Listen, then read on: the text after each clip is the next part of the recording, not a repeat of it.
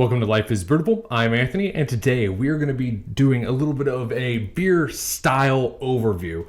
Not necessarily a full beer style, it's kind of like a subgenre, but also still unique enough to be its own thing. Today we are going to be talking about the one, the only, the almighty Maibock. So comparatively speaking, the Maibock is actually relatively new as far as the Bock family tree goes. The funny, ironic thing about the Maibock, even though it is the newest, it's one of the direct links to the original OG Bock. It's like a reincarnation, a direct descendant of that original Bock, where everything else that we think of as Bocks is actually more of a deterrence, a path away from its true intention. I'll help you understand exactly what I mean there in just a second, but let's go ahead and talk about what exactly a Maibock is in the first place. So Maibocks are a little bit different than what you typically expect of when you think Bock. It's a pale, usually golden or straw colored strong lager coming in at around 7% ABV, going all the way up to 12%, but very rarely under 6%. The fun thing about Maibocks is that even though they are a lot lighter than their darker Bock brethren, they are still just as heavy and malty and sweet, and everything you expect out of the Bock characteristics, you're getting it here in the Maibock. You're just getting a little bit extra, something a little bit more of a punch, you know? It's still got that nice smooth lager feel to it and that nice full malty body, but you're usually going to get a lot more hop characteristic. I mean, this thing is bursting with beautiful hoppy characteristics. It's why you see so many different Maibock variations coming out nowadays, experimenting with a variety of, unique hop characteristics that you wouldn't normally find in a Bock style. Maibocks are traditionally brewed during the winter months and allowed to condition and mellow throughout the early part of the year. That way they're ready for spring.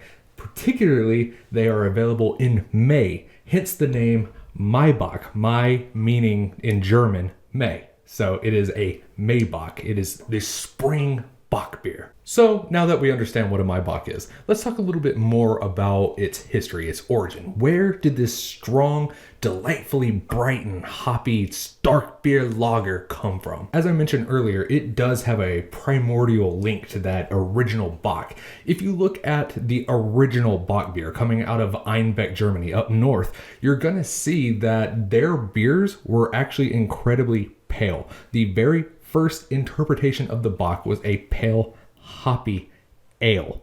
That's the big difference there. So it makes sense that as that beer style kind of swept through and became more and more popular, it eventually took on the lagering methodology, which was so popular and predominant at that time. And to understand why it made that big switch, why is the Maibock so closely associated with that original Einbecker Stark ale, but this one being lager, we need to kind of take a little look back at what was happening. Bavaria at that point in time wasn't known as the brewing powerhouse that it later became. At that point in time, they were actually seen as a bit technologically prohibited, and they didn't necessarily produce the best beers. They definitely were not known for their beer production at that time. Now, with that being said, the Royal Bavarian household at that point in time was keen on trying to stop spending so much money on imports of strong beers and well-made beers, and they really wanted to be able to capture that and be able to do it themselves.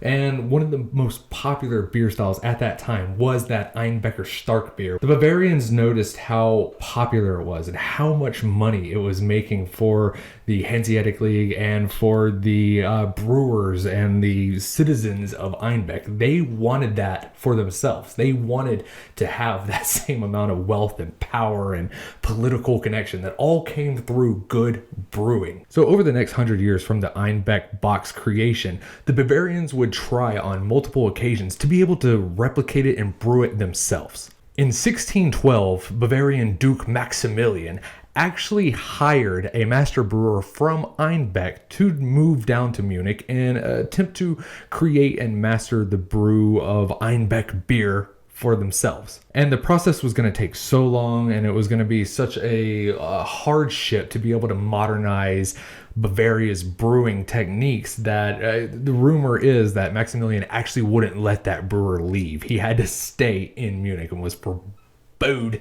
to leave. Now, Munich's problem stemmed from their archaic brewing practices. So at that point in time, breweries were messing around with lighter malts, but it was incredibly difficult to create. You had to have specialized kilns and all this other stuff. And at that point in time, Bavaria just wasn't outfitted for that. They were pretty much only able to make rustic brown beers. The one thing that they did have going for them is that they were really, really good at lagering. And it's those two things that actually kind of combine together to create the typical Bock look that I think most people are familiarized with. You know, dark, strong, malty lagers as opposed to pale, golden, hoppy ales that were, you know, the original inception or conception idea for the Bock beer, which was incredibly popular and successful in its own right, but it still wasn't what the Bavarian household wanted. You know, I mean, people loved it. Don't get me wrong. It was incredibly successful, and you could argue that it made more of an impact in the history and advancement of the Bock beer style than the original idea, but that wasn't what they wanted. That wasn't what they were trying to do. However, in 1614, things kind of turned around a little bit for Bavaria.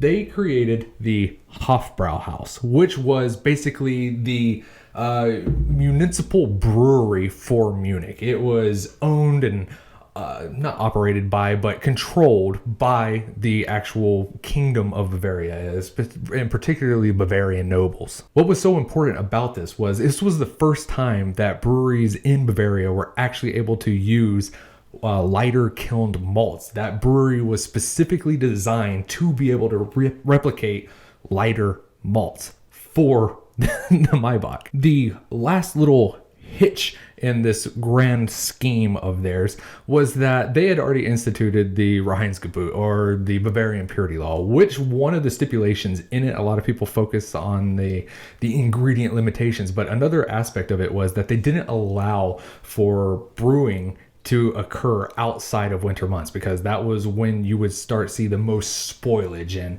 the most souring of beers, and just everything would go wrong. So they did everything during the winter, pretty much requiring the use of lagering yeasts. They needed something that could withstand the cold temperatures and be able to handle fermentation during those lower temperatures and long winter months. So lagering happened. All of these fused together, the fact that Bavaria was finally able to brew with lighter malts, the fact that Reinheitsgebot basically required them to have lagering techniques, and lastly that they had an Einbecker master brewer, all formulated together to create the Maibock. Hoppy, strong Bock beer, but a lager. This was the first Maibock, officially. So that pretty much summarizes what is a Maibock and where a Maibock came from and what its history is and everything like that. But there's actually, before we finish this video out, there's one more thing that I think is very important that we talk about. We talked about what a Maibock is, but we also need to talk about what a Maibock isn't. There's a lot of confusion, a lot of things that kind of get mixed in and messed around with the Maibock, and I think it kind of confuses things a little bit. And the most prominent things, as I mentioned earlier, are the Hellerbock and the Weizenbock. Now, the Weizenbock is actually the easiest thing to explain away. So it is not unprecedented for a Maibock to have wheat in it. You know, there is certainly some Weizen up in this Bock. But I think what truly separates a Maibock from a Weizenbock is the fact that it is not a predominantly wheat beer. Weizenbocks can be solely 100% wheat, or they can have a majority wheat, partial barley, or some other type of grain in it. But I don't think that's the case for the Maibock. The Maibock is predominantly barley with some potential wheat in it. So I think that is a clear distinction between those two that should create a solid, hard divide between the two.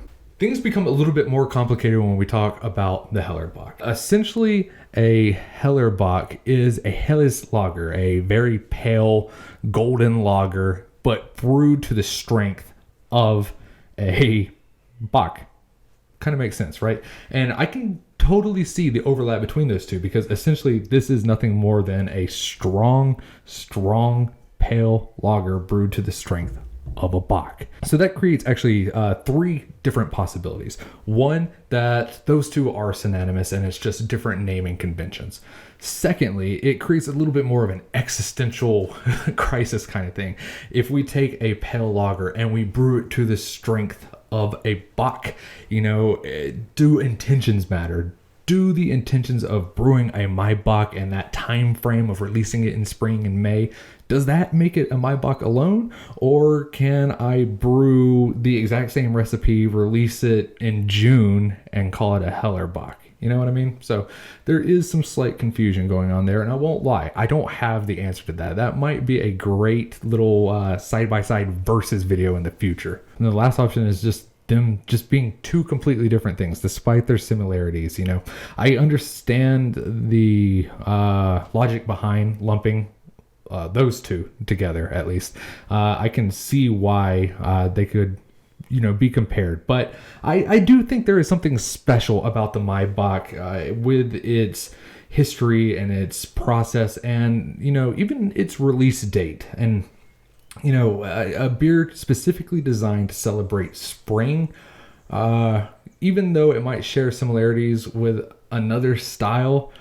I don't know. I mean, it gets into a weird existential question, because that essentially just takes a Hellerbock and turns it into a Maibock Fest beer. I don't know. This is all getting too complicated and confusing. The point is, there is an argument to be made that Hellerbocks and Maibocks are the same, and there's also an argument to say that they're different. Where you fall on that kind of is up to you and whatever gods you praise. But to me, I think there's a little bit of a difference. Like I said, I'll come back and visit this topic in the future. Regardless, the Maibock is an incredibly fascinating beer style. It is the Ouroboros of the Bock family tree. It started at one point, it came all the way back around and created this beautiful circle of fantastic storytelling of the history of this Bock. This is so true to its origin, just slightly adapted, and it seems like it would be a pretty simple process, but it took hundreds of years to get to this point. Nowadays, I wouldn't say that the Maibock is quite as popular as many of its contemporaries, but what I will say is it has carved out a special niche in the beer scene, both in the United States and still over here in Germany. You're seeing German craft brewers experiment with it a lot, seeing them play around with different yeast strains and different hops, and they're creating some incredibly fascinating results. Also in America, in the craft beer scene, we're starting to see a little bit of adaptation of the Maibock. I don't think they're embracing it as strongly as they could, and I think that a lot of that has to do with that American beer scene doesn't do lagers insanely well, across the board. But there are some incredibly notable ones. Rogue's Dead Guy Ale is actually a Maibock, and that's their flagship, one of the biggest legacy brewers in the United States, pumping the Maibock to the front. So I hope you learned a little something about the Maibock. It is an incredibly fascinating, fun beer style to talk about, and its history is full of loop-de-loops and circles and double bags. It got a little confusing at times during my research, but I absolutely love it. If you've never had a Maibock, you're just going to be absolutely blown away by its great hop character, but it's smooth lager and it's put you on your ass alcohol content.